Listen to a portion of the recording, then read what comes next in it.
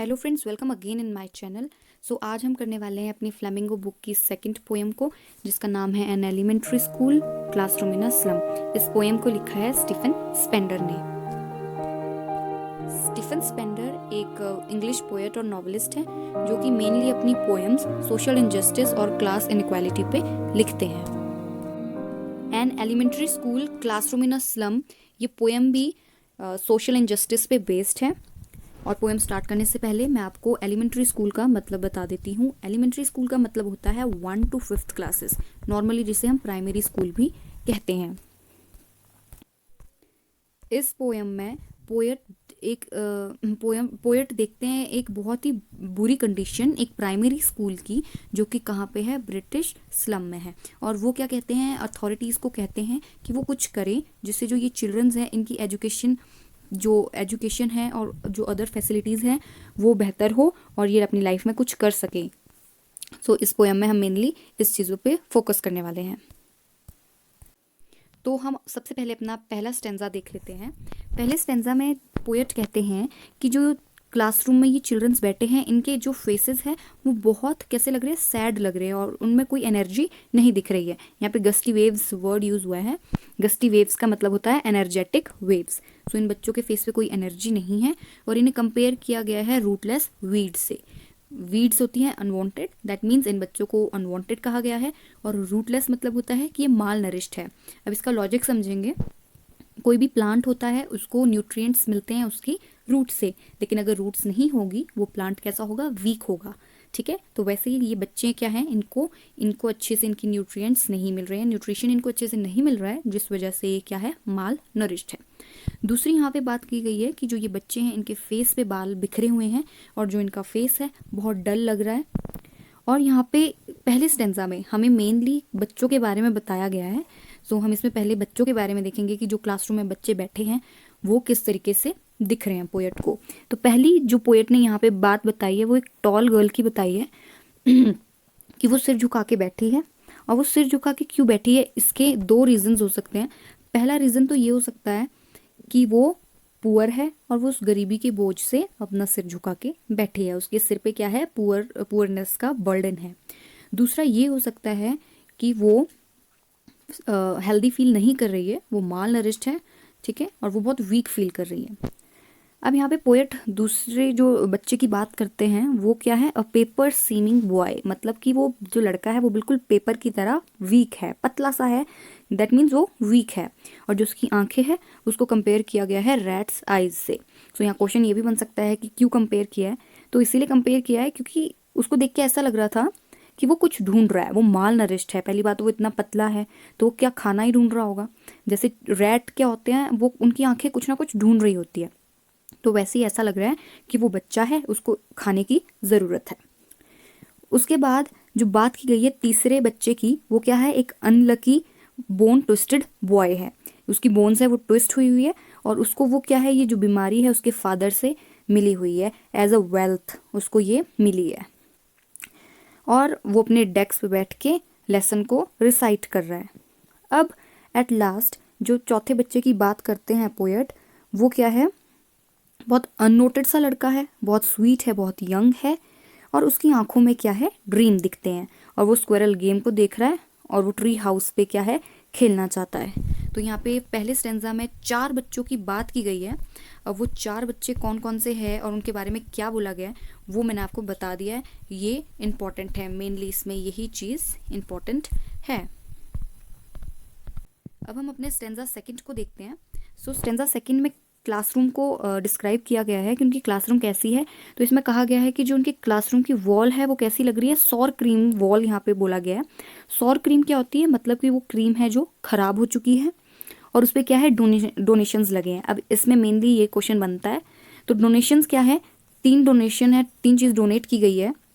सबसे पहला तो है शेक्सपियर्स हेड, ठीक है, इसको डोनेट किया गया है। और ये क्या दिखाता है, ये दिखाता है एक सिविलाइज्ड डोम की तरफ, ये सिविलाइज्ड सिटीज़ की तरफ क्या है, इशारा करता है। उसके बाद एक पोस्टर है ट्रॉलिस वैली का, जो क्या है, बहुत ही फ्लावरी है, बहुत ही ब्यूटीफुल सी वैली है। तीसरी चीज़ ओपन हैंडेड मैप है, ठीक है, जो क्या कर रहा है, जो इन बच्चों का वर्ल्ड है यानी कि ये स्लम वाला, और जो वर्ल्ड नॉर्मली बहुत सिविलाइज्ड वर्ल्ड है, वो क्या है, सिविलाइज्ड जो वर्ल्ड है वो इन बच्चों के वर्ल्ड को अपनी तरफ बुला रहा है। लेकिन इन बच्चों के लिए इनकी दुनिया तो यही है, ठीक है, इनकी दुनिया यही है। ये मैप से इनको कोई फ़ायदा नहीं हो रहा है ना, मतलब इस मैप से उनको कुछ फ़ायदा हो नहीं रहा है, इनके लिए इनकी दुनिया सिर्फ यही है, ठीक है। और जो इनका फ्यूचर है वो किससे प्रिंट हो रखा है, वो फॉग से प्रिंट हो रखा है। फॉग से प्रिंट होने का मतलब है कि क्या है, उनका फ्यूचर जो ब्राइट नहीं है, बहुत धुंधला सा है।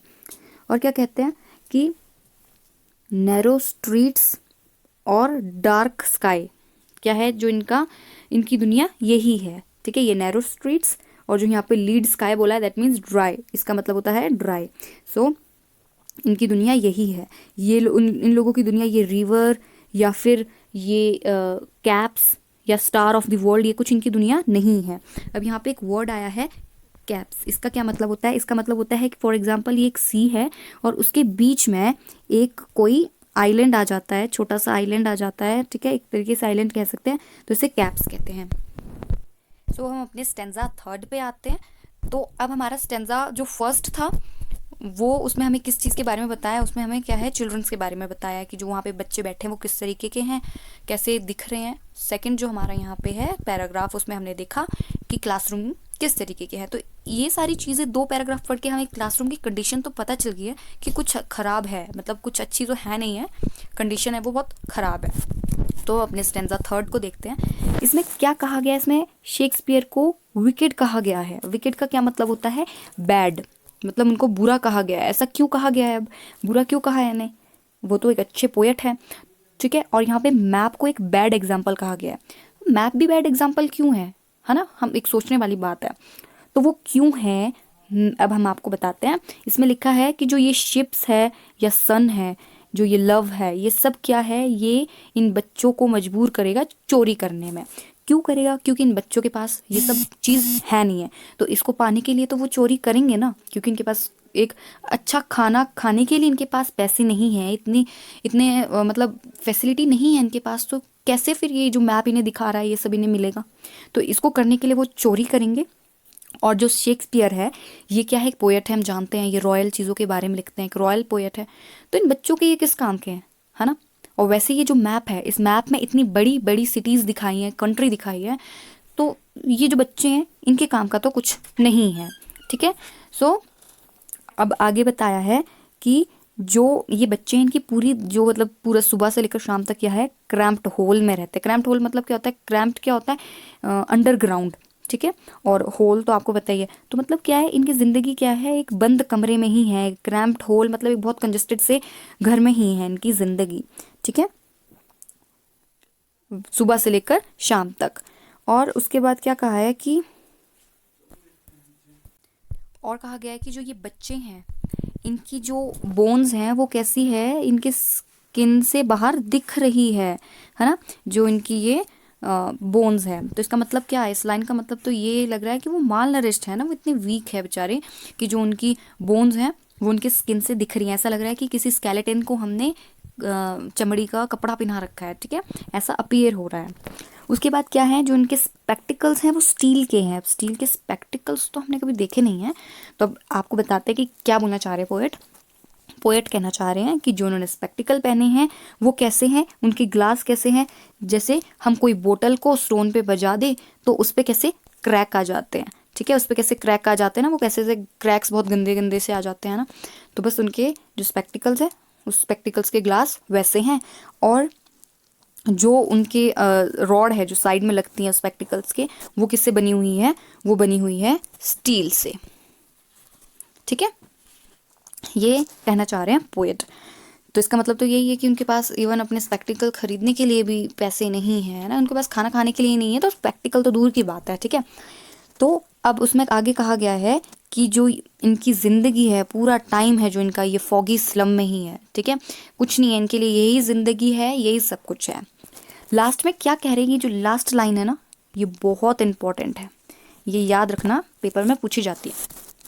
लास्ट में पोएट ये कहना चाहते हैं कि जो ये स्लम है ना, जो ये स्लम है इसको मैप में मेंशन करा जाना चाहिए, ठीक है, इन स्लम को मैप में मेंशन करना चाहिए ताकि ऐसा पता चल सके कि ऐसी स्लम, ऐसा एरिया भी हमारे कंट्री में है।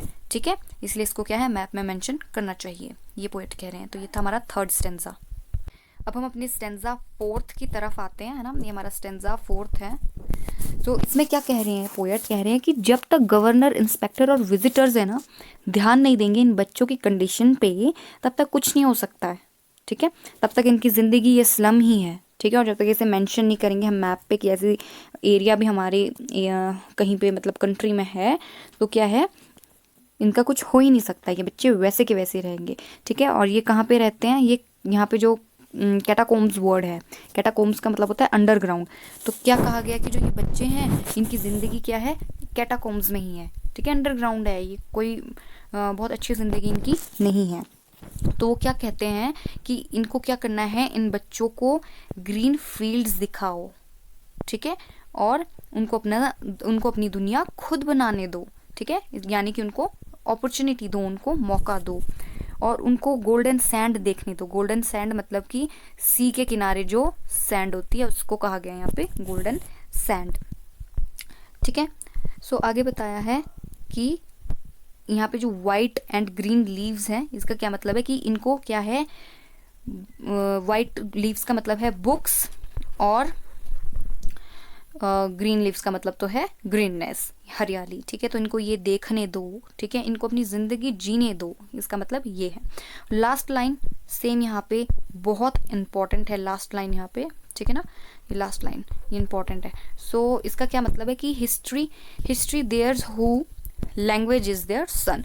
सो मतलब क्या है, history theirs those language is sun, is the sun. इसका मतलब है कि हिस्ट्री वही लोग बना पाते हैं जो सूरज की तरह जलना सीखे। नॉर्मल अगर मैं आपको हिंदी में बताऊं तो इसका मतलब ये है। तो मतलब है जब कोई अच्छा काम करेगा तो ही उसकी हिस्ट्री या इतिहास उसका बन सकेगा। जैसे आज हम अगर कोई बड़े बड़े लोगों के बारे में पढ़ते हैं तो वो इसलिए पढ़ते हैं क्योंकि उन्होंने कुछ वैसे काम किए हैं। So thank you for watching this video, और उम्मीद करती हूँ कि ये वीडियो आपको हेल्प करेगी। सो आपको ध्यान ये रखना है कि जो पहला स्टेंजा है उसमें हमने बच्चों के बारे में पढ़ा है, दूसरे स्टेंजा में हमने क्लासरूम के बारे में पढ़ा है, फिर तीसरे स्टेंजा में भी हमने थोड़ा बहुत बच्चों के बारे में पढ़ा है, और चौथे स्टेंजा में हमने पढ़ा है कि इनको जीने दो अपनी ज़िंदगी, इनको अपॉर्चुनिटीज़ दो, इनकी तरफ ध्यान दो। ठीक है, तो यही था आज की वीडियो में। एंड अगर आपको ये वीडियो हेल्प करती है तो प्लीज़ लाइक एंड शेयर, और अगर आपको कोई मुझे राय देनी है कि इस तरीके से वीडियो ना बनाऊं और इजी तरीके से बनाऊं तो आप कमेंट कर सकते हैं। कोई डाउट हो तो भी कमेंट कर सकते हैं।